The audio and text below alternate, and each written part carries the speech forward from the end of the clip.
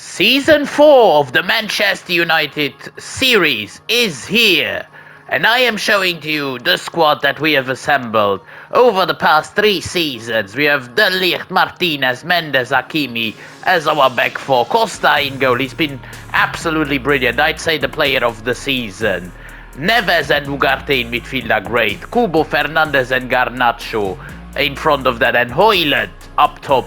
He's only 24, already 88 rated. I'm certainly not going to replace him. I want him to lift the Champions League with us. Of course, last season we won both the Premier League as well as the FA Cup. We even reached the final of the Carabao Cup before getting defeated in the final by our rivals, Liverpool. We do have 393 million in our budget, which is crazy. 4 million have been spent for renewing a few contracts. I've also put some players on the transfer list. I'm gonna show that to you. Here you can see we have De Ligt. No, those guys are all blocked so far. But some players have returned. Bennett, Vitek are both on the transfer list, just like Go, Daniel Go, only 70 overall, Vitek 71, Bennett 66. All 3 of those will not be part of our project. I'm also loaning out Yoro, Moreira, Lee and Sharp. Yoro I'm actually not too sure about. I don't think I'm gonna loan him out again. I don't know why he is on the loan list, so he goes out of there. The big question this season is, though, how will we compete in the Champions League? We got knocked out last year by Napoli in the playoff round, so we need to do better this season. That is absolutely mandatory. Looking at the ages of our star players, we have Bruno Fernandes, who is the oldest player in the squad, 32 years of age. I'm not so sure if we keep him this season. I'm gonna tell that for free, because yes, he is 92 rated, yes, he is probably our highest rated player, but he's 32 and he will most likely go down from here.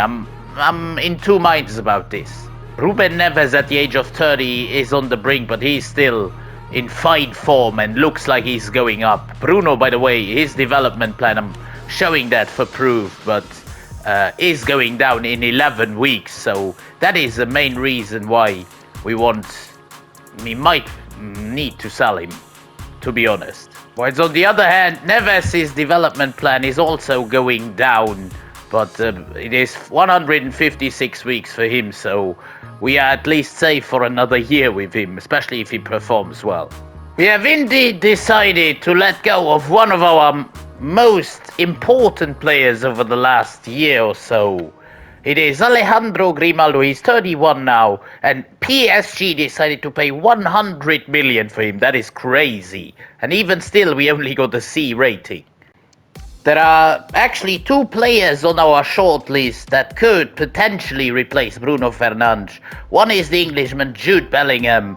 Bringing him in from Real Madrid as the Premier League champions doesn't seem something too outlandish, especially with the kind of money we've got. But it costs up to 296 million, which is crazy. Other option we have is Xavi Simons, who would cost only 184 million maximum. So yeah, a bit of a better chance with him maybe. I don't know. What is the more realistic option? Probably Simons, but on the other hand, again, Bellingham is English, so let me think for a second. And here he goes, the man, the myth, the legend. He's been here for a whole number of years, but at the age of 32, he makes a move sideways, actually. A bit downstepping his level.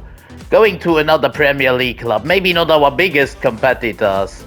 In West Ham, it is Bruno Fernandes joining them for 119 million.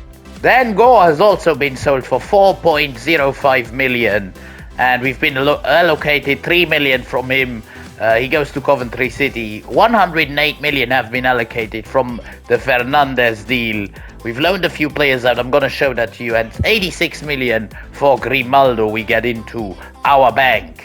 I don't know when I last had such a budget, but 628 million is surely enough to rebuild this squad in a certain way. So if we want to get Bellingham in, we need to pay his release clause. That is now new. So Real Madrid have changed that as they smell that there could be a Manchester United coming in. It's 370 million. We've got over 600, so I'm just gonna be going on and do this because he's 5 overall higher rated than Xavi Simons, and we are going in with Jude Bellingham for that place in the starting 11. He's 2 overall higher rated than Bruno Fernandes. 750k he already earns at Real Madrid, which is absolutely bonkers. I don't even know what to offer him. I'm gonna go in with 600k and 1 million in signing on bonus, and that works actually. In the first try, 600k goes down in his wage demands because he wants to join the Premier League. He wants to join the best club in the league right now. Here he comes on the red carpet, rolled out for him. It is Jude Bellingham joining us for that record fee of 370.8 million.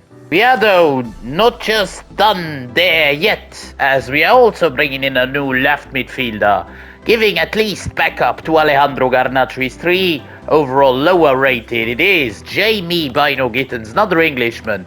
So a couple of Englishmen coming in. He cost us, of course, a lot less than Bellingham, still a lot of money for a backup player. I'm gonna give him, let's say, 100k. Comes in from PSG.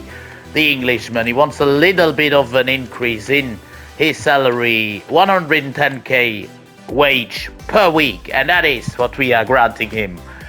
Welcome, Jamie Bino Gittens, into Manchester United. Another man rolled out on the red carpet. He comes in for around 80 million from PSG. Which means we have now spent 510 million on just 2 players, one cam and 1 left midfielder / left winger. I've also given Jude Bellingham his iconic number 5 shirt of Real Madrid, Ugarte the number 8 shirt, and of course Garnacho, we already gave him number 7 last season. He's up to an 89 by the way. Here it is then, we've sold the likes of Dengo, Bruno Fernandes and Radek Vitek lately to Al-Ali goes for 5 million. Javi Moreira and Declan Sharp have been loaned out. And of course we've brought in both Bellingham and Bino Gittens, 2 Englishmen. Already our first game of the season upon us at Wembley Stadium. We had good experiences there last season. And one bad one also against Liverpool. But here we are against Man City in the Community Shield. With Kerkez at left back, Yoro at centre back. I'm gonna give both of them a chance. Bino Gittens is also in there at left midfield. He's actually a left winger. Converting him to a left midfielder could take some time. But oh well, he's anyway playing in that position. Bellingham in number 8 in that his preferred position. Let's see how this goes. Here is already on the ball. Bino Gittens. Jamie Bino Gittens already taking a shot. Good save. Martinez with a horrendous ball out the back. He holds up Haaland, still City though on the ball. And Doku gets the rebound, but Hakimi clears it. This is Kovacic. Mateo Kovacic loses the ball, but then wins it again. And somehow somebody makes a mistake, and Yoro sees a red card. A red card for this. Was that last man challenge? Because otherwise, that was a robbery. I don't know, I'm not so sure. There were men around him though. Well, that's a short-lived game for Euro and also a short-lived debut for Bino Gittens because we are sacrificing him and putting Inacio into the centre-back spot. Of course, let's be careful here as City get a free kick through probably Phil Foden. No, it's De Bruyne taking a shot and a good save by Diogo Costa. Of course, we'll now have to fight as the corner flips in. Haaland heads it, but Bellingham gets it back and then gives it back to Guardiol. What are we doing? Did you see that, guys? What are we doing right now? What are we playing at? Another corner for City. It's Foden. Another chance for Haaland and good save this time by Costa. Here is Højlund now back into Kerkez. Here goes Milos Kerkez. Another save by Karnesecki. He's been saving 3 or 4 shots already. This one goes onto the post. Don't know who took it actually. I'm not so sure. As now here are Manchester City. Beautiful ball in behind for Haaland. Haaland blocked. Wow, what a block by, I think it was Lisandro Martinez. Still Foden. Foden up against Martinez. He skins him. Foden puts it in just on the brink of half-time. Manchester City take the lead against 10 men, Man United. Of course, we were unlucky so far. We had a couple of chances, shot onto the post, onto the frame of the goal. But still, we didn't perform to the level, especially our new man Bellingham hasn't given me any joy so far. City already again on the action, and Costa needs to make a big save. Corner Manchester City. This is Phil Foden. It's cleared, but into the path of Gvardiol. A chance and a goal. 2-0. Haaland on the rebound. Shot by Kovacic. Couldn't be held entirely by Hugo Costa. Haaland bounces. And now Doku up against Hakimi. He's much faster. Oh, Doku. Now Inacio cannot get to the ball, but a brilliant save by Costa with one hand. What a save. As now Kubo gets stolen off the ball again. Another save made by Costa. Here is Hakimi. Hakimi for Ugarte. Ugarte has made the run. He's one of the guys fighting still. Ugarte. Ugarte puts it wide though. We are bringing on both the likes of Mainu and Vermeeren. We've got nothing to lose at this point. Ahmad also coming on. Xerxes coming on. And yeah, I think that is it. Again, City carving us open through Phil Foden. Going into the box. Phil Foden back into Haaland. Good save, Costa. He's been our best man all game long. And now a big foul from behind. And that is a red card as well for a Manchester City player. For Savinho, who just came on for a big foul on Hakimi. Here's Amad Diallo. Maybe we can get some joy, but not like this. Oh my, oh my. That red card came way too late for it to have any impact on the game. Now Xerxes. Still, even if we get one back now, would mean that we're still too short here. Hakimi. Bellingham, good ball back to Xerxes. That is how we can play, but it still doesn't go in. And the game's done and dusted. We lose the Community Shield. Having a look at our start of the season, we are playing 3 of the bottom 3 candidates at the start of the season. Ipswich Town first away from home, then Leicester at home, and Southampton at the end of the month away as well. So 3 good chances to get points on the board. Even our program in September looks kind of manageable. Brighton, Newcastle, Burnley. After that, Coventry City, and then 3 big games at the end of October. Those are really the 3 biggest games until then. Spurs, Arsenal and Chelsea. 2 of them away from home as well. I'm also still hesitant before the start of the season to design a new captain. I'm thinking of Lisandro Martinez. But also Ruben Neves is an option. Even Manuel Ugarte and Matthijs de Ligt. All 4 of those are in contention. Maybe even Achraf Hakimi. But for now, I'm going to leave it with, let's say, Martinez. We are, though, closely observing the performances of Martinez at the start of the season. If he is fit to wear the Manchester United captaincy armband, then he will do so for the foreseeable future at least. The Premier League is back. Portman Road is where the action is taking place. Rebuild Sombrero is there, taking his spots in on the bench in a few moments' time. Diogo Costa, our goalkeeper. I love those animations, to be honest, guys. I want to be ruthless this season. Can we be like that already in the first game? I don't know. Here come Ipswich Town for the first time. Van Aert, the striker. Good ball into Hutchins and Van Aert again. Costa needs to make a save. And now Ipswich get a penalty kick. Gets better and better. Van Aert up against Costa in the 28th minute.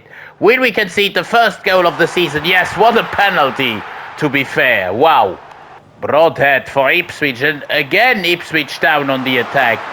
Can we at least rescue something here in the first game of the season with Kubo? Kubo for Bellingham. Bellingham opens up the defense of Ipswich and gets the equalizer. Jude Bellingham 1-1, 80 minutes in.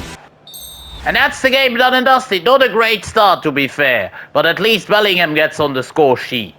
At Old Trafford against Leicester City, against the Foxes, on the second match day, with Kerkez at left back, Ahmad on the right midfield spot, and Xerxes up top. A good chance maybe here. Xerxes gets the ball into feet. Xerxes gets blocked though. We get an interesting free kick position. We have, of course, lost both our best free kick takers. Hakimi seems to be the next best man to try and take this one. I'm gonna go full tilt power, but it goes into the wall. Kerkez on the header, strong, now Garnacho. This is Alejandro Garnacho into Højlund. How does that get blocked? Here's Alejandro Garnacho again. Garnacho going all by himself. Alejandro Garnacho misses. Has a second chance and doesn't get it actually. Now a chance for Højlund, who must have come on. Højlund scores! Brings us ahead in this important game already. Second match day. Leicester now with a very good free kick opportunity in the 68th minute. It is Fatavu to swing one inside. We get the first header to it, but not the second. And Leicester City equalize in the 68th minute. Wow. Kubo looking for Højlund, who has got the chance to win it. Yes, 87 minutes in. Rasmus Højlund on the brace. He's back and he's fully on it. He gives us the win on the second match day. A crucial win already. And that's the game done and dusted. 3 important points against the Foxes. I'm not gonna lie, I'm not opposed to sell Nusay Mazraoui. He's been a good servant to the club, but 40 million go a long way. And also, he's already 29, 83 rated. He is a good right back, but he can certainly bring more to Valencia than he can bring to Manchester United. And so our final game of the episode, away at St Mary's against Southampton. We have a bit of a rotational side. Your Costa and Neves still in the side, but otherwise a lot of changes have been made. Maybe a great chance now for Joshua Xerxes, who goes on goal and scores! 1-0, 27 minutes in. Joshua Xerxes gives us the lead. Southampton on the attack here in the 50th minute. This is Wong San now playing inside for Walker Peters, who's been there for an eternity already. Now a big opportunity and a great save by Costa. Now a long cross in direction of Xerxes, who makes a perfect header into the path of Fati, who puts it wide. And now just 2 minutes before the end of the game, Xerxes got a chance to make it 2-0 and finish this game off, which he does. Xerxes 2-0. Manchester United win away at the South Coast. It's been a difficult game, but we get the 3 points. After 3 games, we are sitting in 6th place. This doesn't really say anything, though. Newcastle, Man City and Arsenal haven't been touched once, haven't drawn, haven't lost one time. They've been absolutely brilliant, perfect. And it will be our mission to defend the league title, so we have to be good in that regard. But we'll see each other again for deadline day in the next episode.